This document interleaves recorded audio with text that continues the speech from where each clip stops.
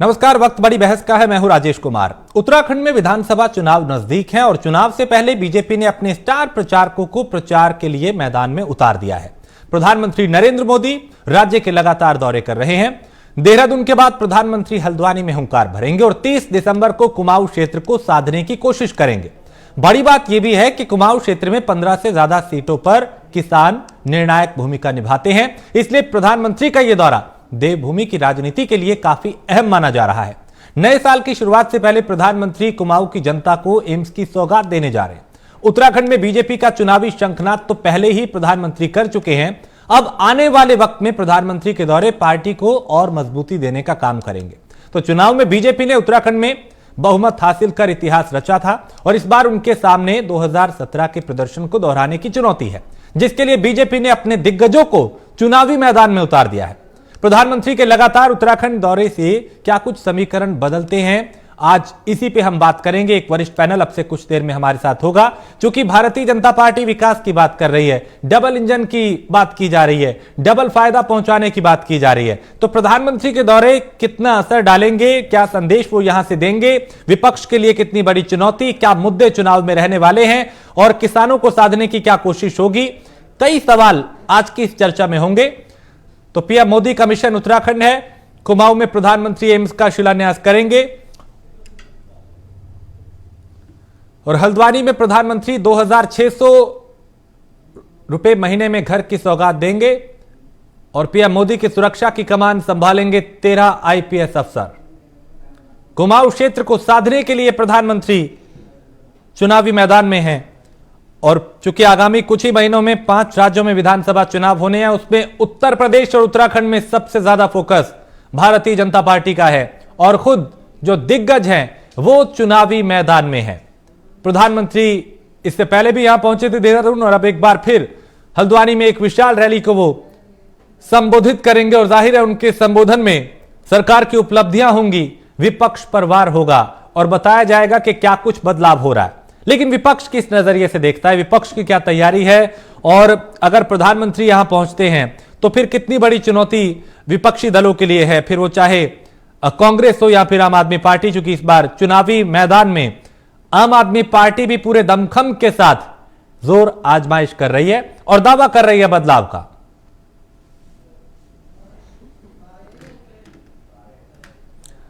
तो 30 दिसंबर को प्रधानमंत्री का हल्द्वानी दौरा है और हल्द्वानी में एक विशाल रैली को वो संबोधित करेंगे।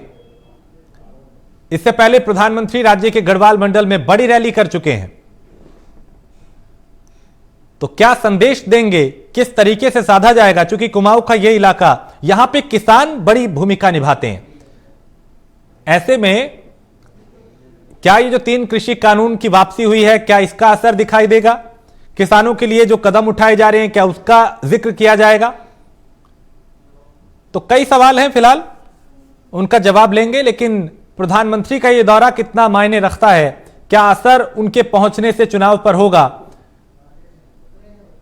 और विपक्ष के लिए क्या चुनौतियां हैं, विपक्ष की क्या रणनीति है, विपक्ष के नजरिए में क्या मुद्दे हैं, उसे जानेंगे। लेकिन चूंकि विकास की बात की जा रही है, रफ्तार की बात की जा रही है, डबल इंजन की डबल रफ्तार का जिक्र किया जा रहा है, मुख्यमंत्री पुष्कर सिंह धामी भी इस बात का जिक्र करते रहे हैं चुनावी सभाओं में, यात्राओं में, रोड शो में।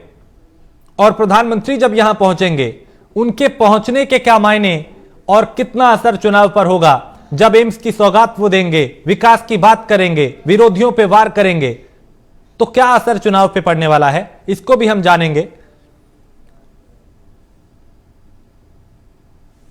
तो अब कुमाऊं में करिश्मा करेंगे प्रधानमंत्री नरेंद्र मोदी, ये एक सबसे बड़ा सवाल है कि क्या उनके जाने के बाद वहां का सियासी समीकरण बदल जाएगा। और जब देश के प्रधानमंत्री किसी क्षेत्र में, किसी इलाके में, किसी राज्य में पहुंचते हैं, चुनावी सभा में, सम्मेलन में, रोड शो में, तो क्या वाकई उसका असर चुनाव में होता है। क्या जो भीड़ रैलियों में दिखाई देती है, क्या वो मतदाता में तब्दील होगी। ऐसे कई सवाल हैं। आज की इस चर्चा में अब से कुछ पलों में एक वरिष्ठ पैनल हमारे साथ होगा, जिसमें भारतीय जनता पार्टी, कांग्रेस और आम आदमी पार्टी, तीनों ही दलों के प्रवक्ता हमारे साथ होंगे। उनसे जानेंगे, समझेंगे कि क्या मुद्दे रहने वाले हैं, क्या संदेश दिए जा रहे हैं, क्या चुनौतियां रहने वाली हैं, किसका पलड़ा किस पे भारी दिखाई दे रहा है और किसके कितने दावे हैं। विपक्ष जो है वो सरकार की तमाम कमियों को और खामियों को सामने रख रहा है। सरकार अपनी पीठ थपथपा रही है कि जो कहा था वो करके दिखाया, देवभूमि में बदलाव किया, डबल इंजन की सरकार डबल काम कर रही है। तो किसके कहने में कितना दम है, जनता किस ओर जा रही है, प्रदेश का मूड क्या है, ऐसे कई सवाल हैं। जवाब तो चुनाव के नतीजे बताएंगे, लेकिन उससे पहले मूड क्या है, मुद्दे क्या हैं, सियासत किस ओर जा रही है, ऐसे कई सवाल होंगे जिसे समझेंगे, जिसे जानेंगे। प्रधानमंत्री का मिशन अब उत्तराखंड है, क्योंकि अब तक वो उत्तर प्रदेश में भी कई दफा आ चुके हैं। आज भी वो कानपुर में उन्होंने मेट्रो की सौगात दी और अब आने वाले वक्त में उत्तराखंड 30 दिसंबर को कुमाऊं के दौरे पे वो रहेंगे और जाहिर है जब वहां जाएंगे तो फिर चुनावी सभा भी होगी, संबोधन भी होगा, संबोधन में उपलब्धियों का भी जिक्र होगा और विपक्ष पे वार भी होगा।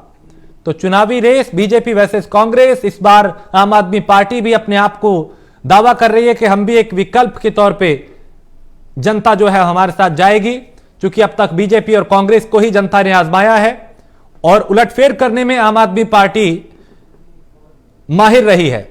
फिर चाहे आपने दिल्ली में देखा हो या फिर चंडीगढ़ के निकाय चुनाव, तो हर तरफ कभी कभी बड़े बदलाव आम आदमी पार्टी ने किए हैं। अब उनके आने के बाद दोनों दलों की कितनी चिंता बढ़ती है, प्रधानमंत्री के जाने के बाद क्या असर होगा और क्या तैयारियां चल रही हैं, क्या वो संदेश देंगे, विपक्ष किस नजरिए से देखता है, उनके लिए क्या चुनौती।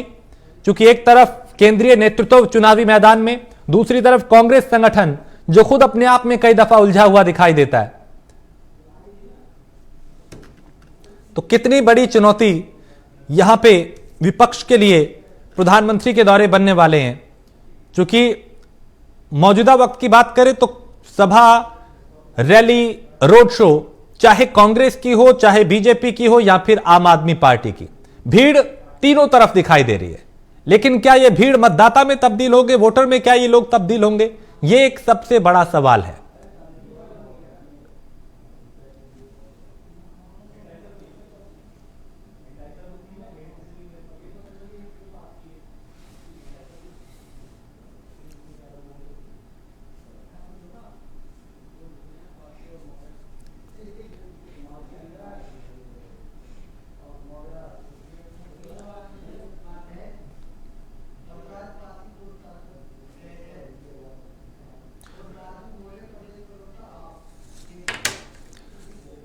तो उत्तराखंड में चुनावी मौसम में दिग्गज मैदान में है, प्रधानमंत्री यहां पे पहुंच रहे हैं और हुंकार वो जाहिर सी बात है भरेंगे, चुनावी सभा को संबोधित भी करेंगे। हमारे साथ बलराज पासी हैं, पूर्व सांसद है भारतीय जनता पार्टी के, राजू मौर्य हैं, प्रदेश प्रवक्ता है आम आदमी पार्टी के, और राजीव महर्षि अब से कुछ देर में जो कि मीडिया प्रभारी हैं कांग्रेस के, वो हमारे साथ जुड़ेंगे। बलराज जी, सबसे पहले आप ही से जानना चाहेंगे, प्रधानमंत्री 30 दिसंबर को पहुंच रहे हैं, क्या कुछ उनका कार्यक्रम और क्या संदेश यहां पे वो देवभूमि में देंगे? देखिए, सबसे बड़ी बात तो यह है कि कुमायूं में प्रधानमंत्री जी आ रहे हैं और कुमायूं में जब भी प्रधानमंत्री जी आए, नरेंद्र मोदी जी, उनकी सभाएं जो है हमेशा रुद्रपुर में हुई और ये पहली बार ऐसा है कि प्रधानमंत्री जी बिल्कुल जो है कुमायूं का जो हृदय है हल्द्वानी में उनकी शहर के अंदर ही सभा हो रही है।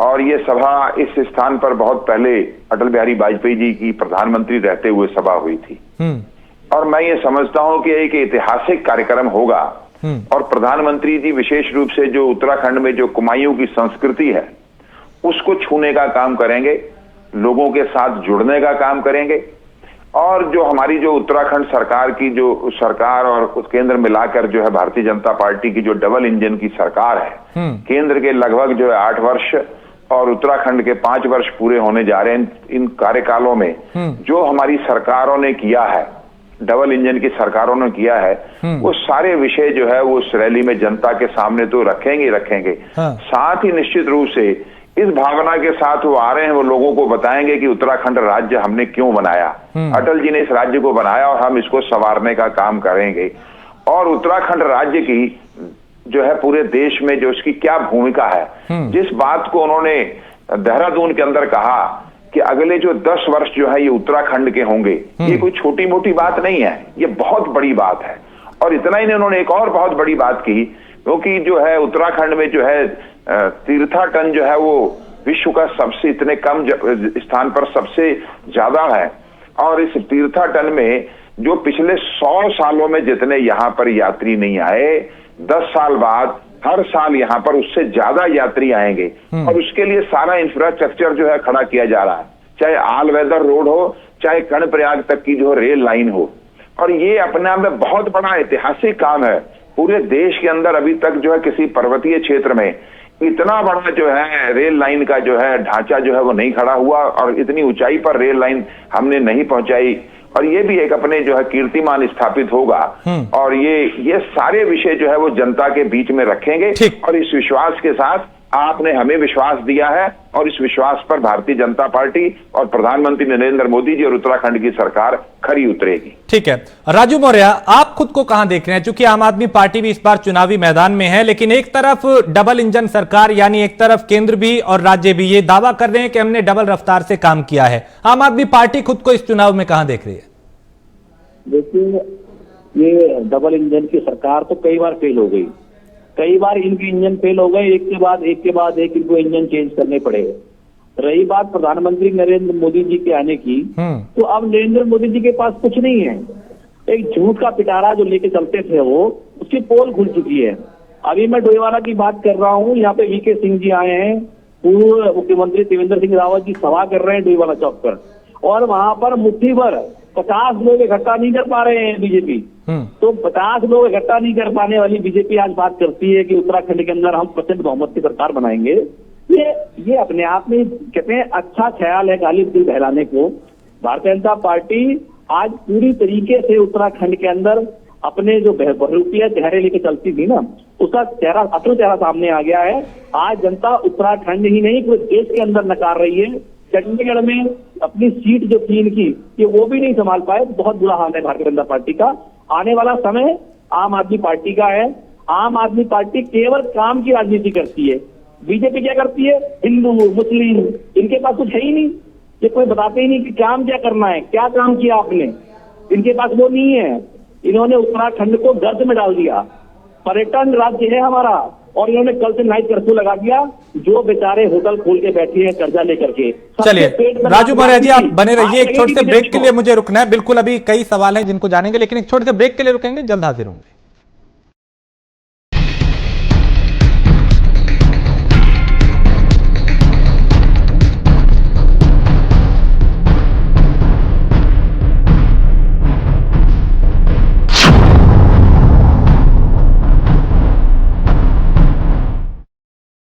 2017 से पहले आस्था का होता था अपमान, 2017 के बाद उसे मिल रहा उचित सम्मान। फर्क साफ है। 2017 से पहले रंगदारी के कारण करना पड़ता था पलायन, 2017 के बाद सुरक्षित माहौल में हो रही घर वापसी। फर्क साफ है। 2017 से पहले मारा जाता था गरीबों का हक, 2017 के बाद पीएम आवास के जरिए मिली पक्की छत। फर्क साफ है। 2017 से पहले भूमाफिया रहते थे मौज में, 2017 के बाद रहते हैं जेल में। फर्क साफ है। खास जड़ी बूटियों से बना पेट सफा आयुर्वेदिक चूर्ण आज ही ले आएं। पेट सफा पहली रात से ही असर दिखाता है और इसकी आदत भी नहीं पड़ती। पेट सफा, हर रोग दफा। पढ़ेंगे भी, लिखेंगे भी, खेलेंगे और कूदेंगे भी, फ्यूचर भी बनाएंगे खुद का और देश का भी। देंगे, पलट देंगे, दिखाएंगे बदल कर, दिखाएंगे चमक कर, हाँ चमक कर। आइडिया की साइंस को हम समझेंगे, इकोनॉमी का गणित भी हम लगा लेंगे, तभी तो स्टार्टअप की दुनिया के मास्टर हम कहलाएंगे। देंगे, पलट देंगे, दिखाएंगे बदल कर, दिखाएंगे चमक कर, हाँ चमक कर। नौकरी की लाइन में लगना नहीं, नौकरी का इंटरव्यू लेना नहीं, आइडिया के दम पर आप नया इतिहास लिख देंगे।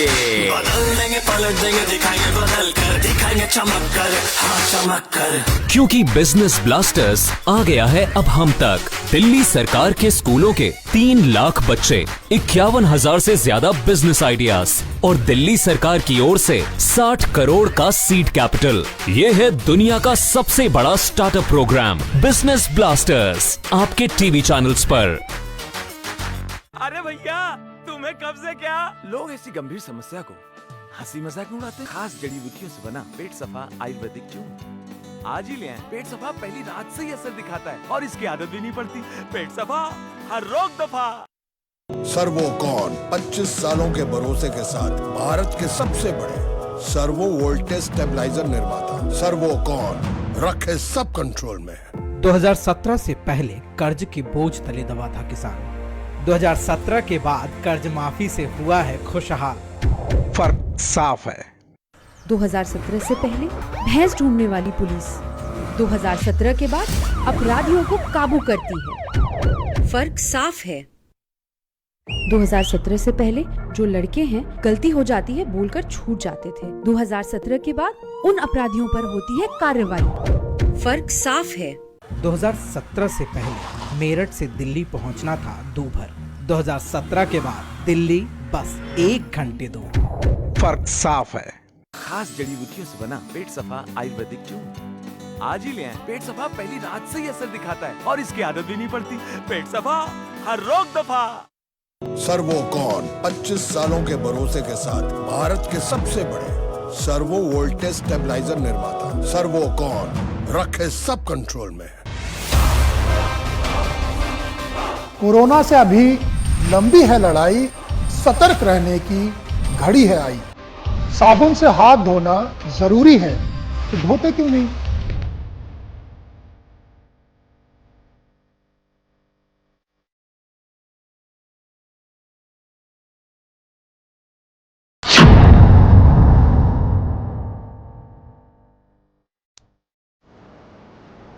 तो ब्रेक के बाद आपका एक बार फिर से स्वागत है। हमारे साथ राजीव महर्षि भी इस वक्त जुड़ चुके हैं, बलराज पासी हैं, राजू मौर्य हैं।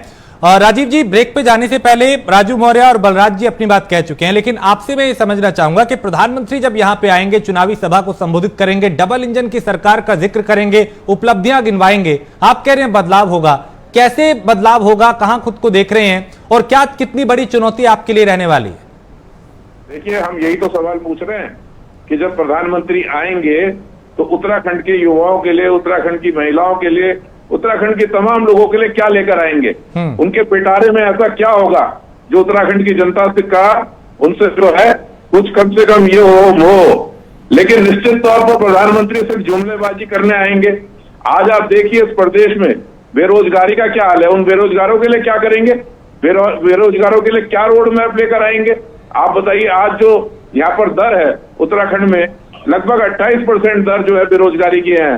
जिस प्रदेश में जहां शहरी क्षेत्रों के 1/3 से ज्यादा युवक और युवतियां अनएम्प्लॉयड घूम रहे हो, बेरोजगार घूम रहे हो, उस प्रदेश के लिए प्रधानमंत्री क्या लेकर आएंगे? और ये सरकारी आंकड़े, मेरे आंकड़े नहीं है।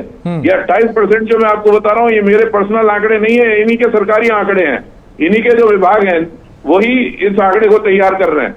तो ये बताएं कि उन युवक युवतियों के लिए क्या लेकर आएंगे? आज आप जो है 15 से 29 साल के जो बच्चे हैं उनकी जो अनएम्प्लॉयमेंट रेट है वो 27%, 28% से ज्यादा है। और हम जो है, हमारा जो नेशनल रेट है वो भी जो है उससे काफी कम है। और उसके बावजूद भी जो है प्रधानमंत्री यहाँ आएंगे। पिछली बार देहरादून आए थे, निश्चित तौर पर जुमलेबाजी कर गए और तरह तरह के जो है बातें कर गए, लेकिन ना तो क्या कहते हैं भू कानून पे या अन्य जो यहाँ दिक्कतें चल रही हैं उस पर कुछ बोले। आप बताइए, आज महंगाई का क्या स्तर है? महंगाई की दर क्या चल रही है? आज इन्फ्लेशन रेट क्या है इस प्रदेश का? आप बताएं, कहाँ पेट्रोल के दाम है, कहाँ खाने पीने की खाद्य पदार्थों के दाम है, कहाँ दाल और जवाब ले लेते हैं दाम है। राजीव जी, जवाब इस पे ले लेते हैं। आपने एक के बाद एक कई बातों का जिक्र किया। बलराज पासी, प्रधानमंत्री आएंगे तो पूछ रहे लेके क्या आएंगे? उन्होंने कहा कि सिर्फ झूठ और जुमलेबाजी के अलावा उनके पास कुछ नहीं है। वो सीधा ये कह रहे हैं। राजीव जी ने बहुत सारे आंकड़े दिए हैं।